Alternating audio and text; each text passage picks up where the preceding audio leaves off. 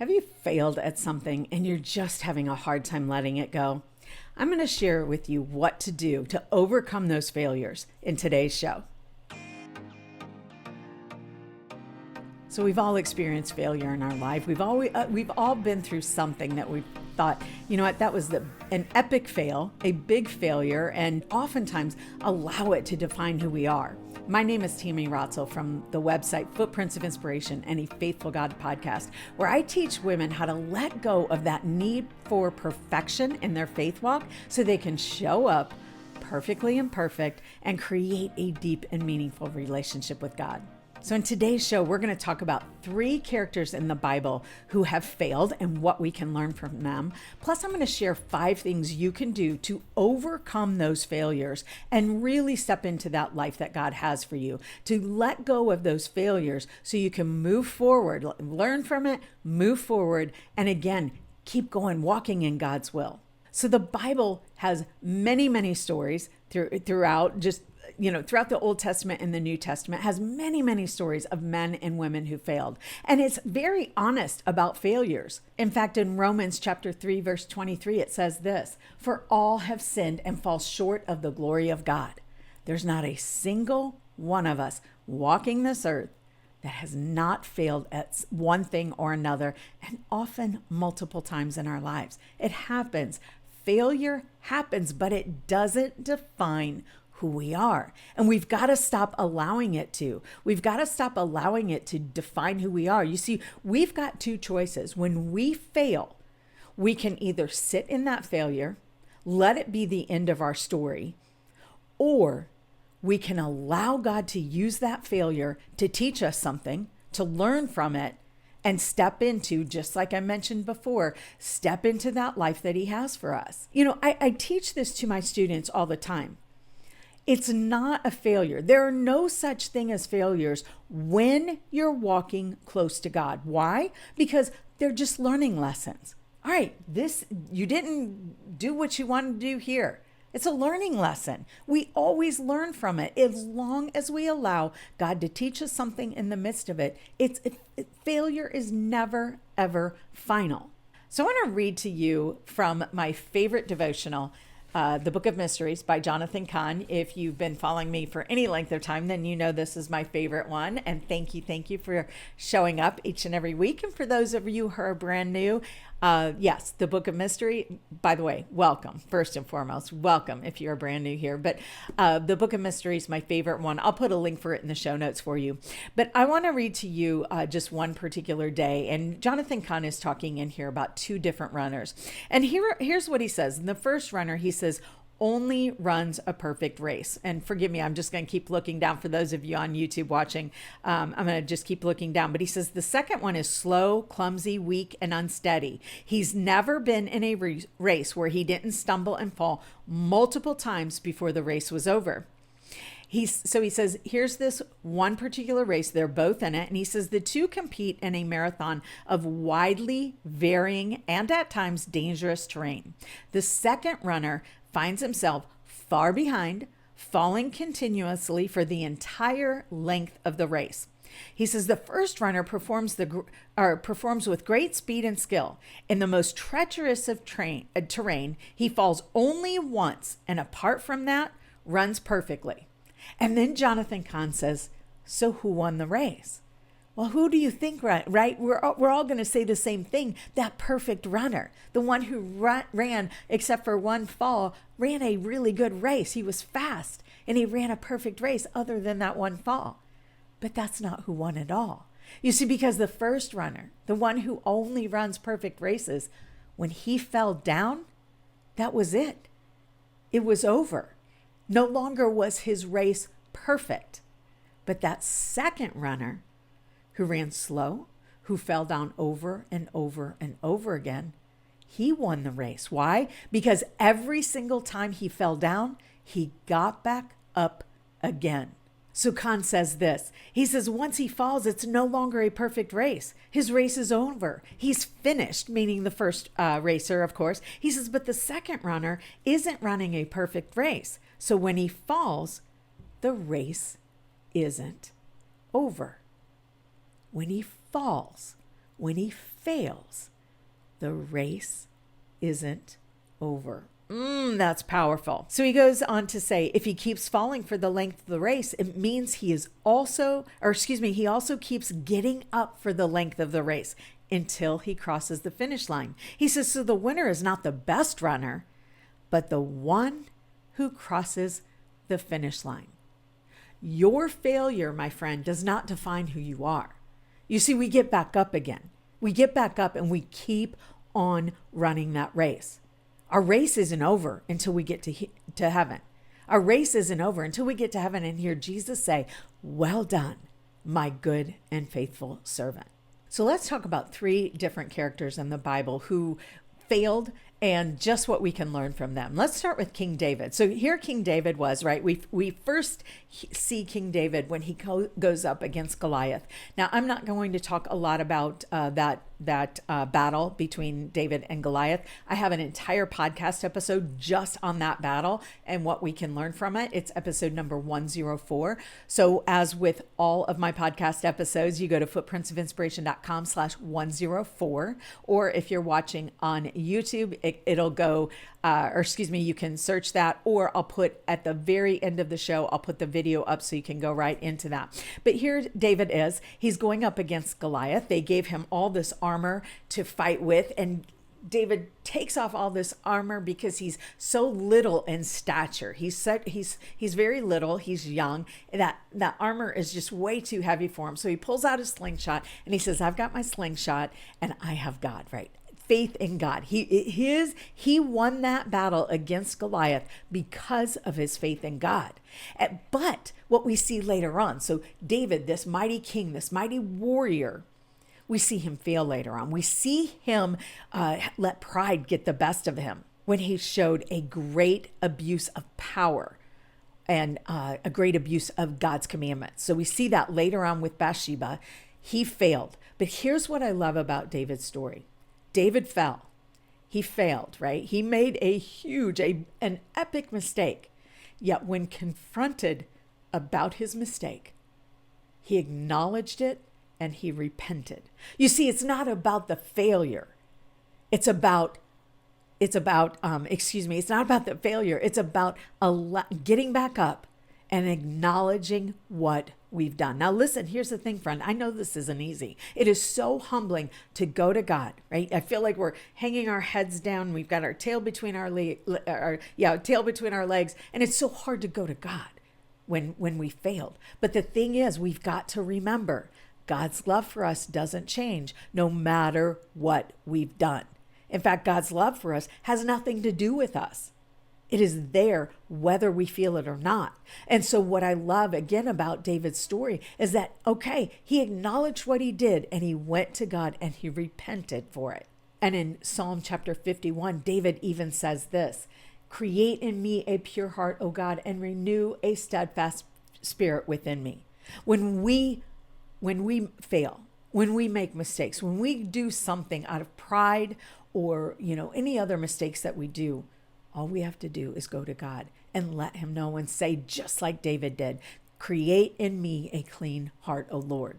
He wasn't above reproach. He wasn't above redemption.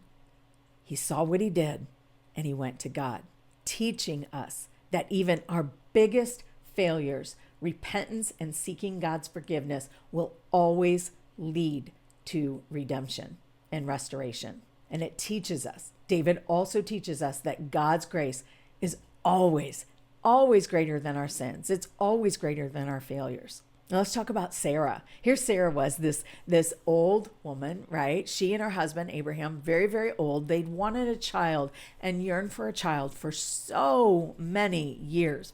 When one day Abraham is sitting outside of his tent, Sarah is on the inside of the tent. Obviously, it's a tent so she can hear what's going on outside. When God comes to him and in Genesis 18:10 says this, then one of them said, I will return to you about this time next year, and your wife Sarah will have a son. Now, as you can imagine, here they are. They're an older couple. They've yearned for a son or a child for all these years. And here Abraham is hearing this, right? And Sarah's on the inside of the tent hearing this, hearing what God is saying and saying, you know what, I'm going to come back this time next year and you will actually have a son. And here's what I love in verse 12, and I say I love it because I think so many of us can really relate to it. That doubt, yeah, right. So here in verse 12, here's what Sarah says. So she laughed silently to herself and said, how could a worn out woman like me enjoy such pleasure, especially when my master, my husband, is also so old? How many times have you doubted that what you're praying for will ever come to fruition? Yeah, I've been there before. If you're watching on YouTube, comment or drop a comment below and let me know. Yeah, I too have doubted. I too have prayed and prayed and prayed for things and started to doubt whether or not I would ever see that come to fruition. And Sarah did the same thing. And as a matter of fact, what Sarah did, let me take a quick sip of water, excuse me. As a matter of fact, what Sarah did, she still, even after hearing this, she scoffs at it, has doubts about it, laughs about it. And so she took matters into her own hands, and she told Abraham, go and be with my servant Hagar so that you can have a child. So she took matters into her own hands, right? That need for control. This isn't happening in the timing that I want it to happen. God's promise isn't coming to fruition. Let me take control myself and do this. And as you can imagine, when Abraham did this, this brought so much strife and turmoil into the family as well. It's going to do that. And so Sarah took it upon herself, and yet God, true to his promises, gave her a son, which of course overjoyed her. But Sarah actually teaches us that when we try to fulfill God's promises in our own strength and timing, we often create more problems. Definitely. There were so many problems for them because of what Sarah did, having Abraham go and have a child with her servant. And we also see that Sarah's eventual joy in seeing God's promise fulfilled reminds us that although it may not happen in the timing that we'd like, his plans are always well worth the wait. Every single time. And they're always, by the way, so much bigger and better than we could have imagined for ourselves. And how about Peter? This guy, oh my goodness. Talk about an epic fail. The very night Jesus was to be captured, the very, very night, Peter denied Jesus not once, not twice, but 3 different times. Here Peter was, one of Jesus's closest disciples. Jesus is getting ready to be captured, beaten, and crucified. One of his closest disciples. And when Jesus tells Peter that, you know what, you're going to deny me, Peter even says, no, I would never do that. In fact, we can read about it in Matthew 26, 33 through 35, where it says this. Peter replied, even if all fall away on account of you, I never will. Truly, I tell you, Jesus answered, this very night before the rooster crows, you will disown me 3 times. But Peter declared, even if I have to die with you, I will never disown you. And all the other disciples said the same. Peter sat there and said, even if I have to die, I will never disown you. And yet he denied him not once, not twice, but 3 times. Now, this moment of failure could have very easily defined Peter's life, but he didn't allow it. He had those 2 choices: let it define his life or allow God to use his life, to use that mistake to go on and for the glory of God. Sorry about that.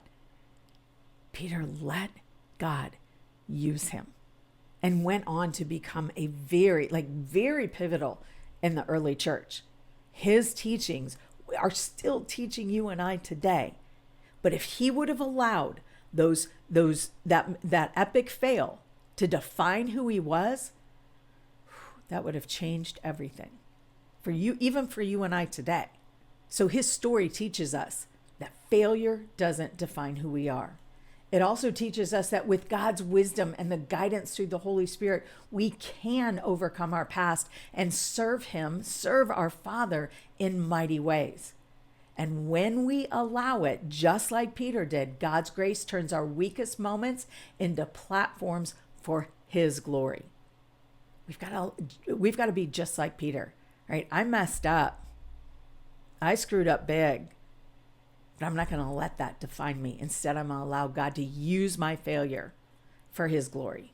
So how do you overcome failure? How do you get to this point where you can open up and allow God to use your mistake, your failure, for His glory?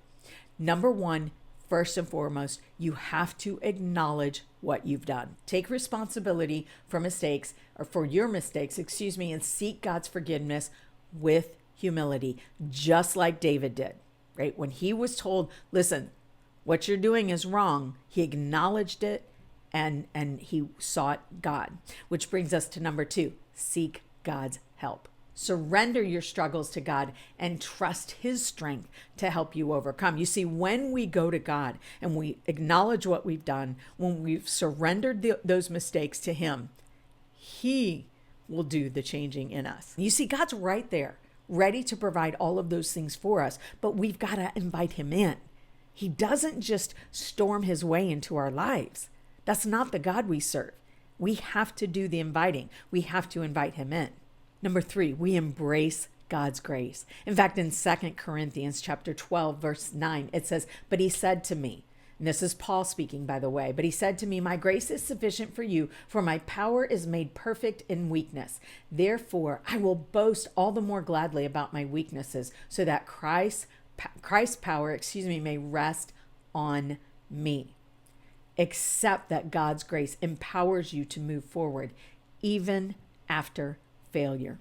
Number four, learn from biblical characters. Again, there is story after story after story of men and women in the Bible who failed, yet went on to do great things. And by the way, there are even some in the Bible who failed and allowed that failure. They allowed that failure to define who they were, and there's so much we can learn about them as well. In fact, over on the blog, I actually wrote an entire blog post about this. In fact, I give you 7 different Bible characters that you can learn, 7 different Bible characters who failed in the Bible. And I go a little bit deeper into them. So you can go over to footprintsofinspiration.com/153. That's the episode number today, is footprintsofinspiration.com/153. Go over there, read that blog post, because I even share stories of men and women who failed and actually, like Judas, who succumbed to that failure and took his own life. There's a huge lesson that we can learn in that as well. Remember earlier I said you've got 2 choices. Allow that failure to define you, which is what Judas did, or you can say, all right, humble yourselves, go to God, right? Acknowledge what you've done, seek His help, seek His forgiveness, and then embrace His grace. So again, hop on over to footprintsofinspiration.com/153 to dive into these other Bible characters that I shared in the blog post. And then piggybacking on that as number 5, and that is getting into the Word. Now, I want to remind you, well, first, let me back up. Why do you need to get into the Word? Because you've got to learn the character of God. If you're going to not allow your failures to define you, you have to understand who God is. You have to understand the character of God, that He loves you no matter what you've done. That does not change. You have to understand that your forgiveness isn't something you earn. Your forgiveness is not affected by your failures at all. It has nothing to do with you. And how do you learn those things? By getting into the Word. Now, I want you to remember, your time with God does not have to look a certain way, nor does it have to look the same every day. Pull up a Bible app and have it read to you. My favorite is the Glorify app. When I'm out running around or doing something around the house, I'll listen to the Glorify app. It reads the lesson to you. You can get on. I've got podcast episodes and tons of videos right here on my channel for you to hop on and listen to all the time, whatever you're doing, whether it's on your morning walk, running errands, on your way to work, folding clothes, doing stuff around the house. Your time with God doesn't have to look a certain way, nor does it have to look the same every day. Getting into the Word does not have to mean, although it's good to do that when you can, getting into the Bible and studying it for 30 minutes to an hour. It doesn't have to mean that. It's good to do that, and I encourage that still, but that it doesn't have to look like that every single day. So commit to regular Bible reading to remain grounded in God's promises, to understand and learn about the very character of God in order to overcome those failures. So let me just recap those for you. Number 1 is acknowledge your failure. Number 2 is to seek God's help. Number 3 was embrace God's grace.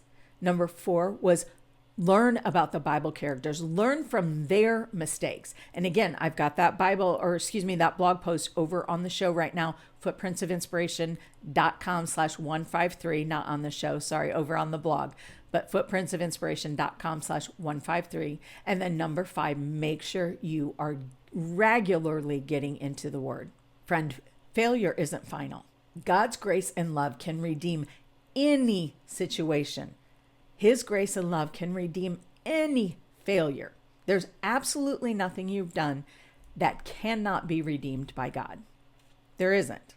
And remember, it's the ones who get back up that'll make it to heaven and hear Jesus say, "Well done, good and faithful servant." So get back up, my friend. Get back up and stop letting your failure define who you are.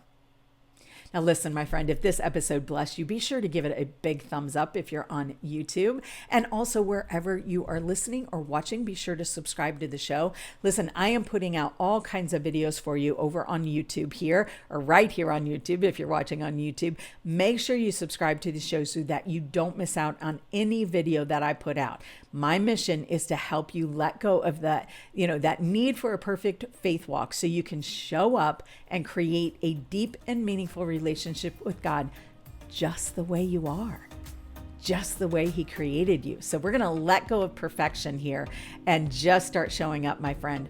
And then also, if this blessed you, I have I hear from a lot of you asking, Tammy, how can I support you in this? How can I support what you're doing on this channel? The best way that you can support me is to grab the share link, whether you are on YouTube or listening on your favorite podcast player. Grab that share link and share it with a friend. That would mean the world to me. And that is a wonderful, wonderful way to help support the channel so that I can put out more videos and more videos for you. So my friend, again, don't forget, hop on over to footprintsofinspiration.com/153 to read the blog post. And then I'll meet you back here next week for another episode of A Faithful God podcast.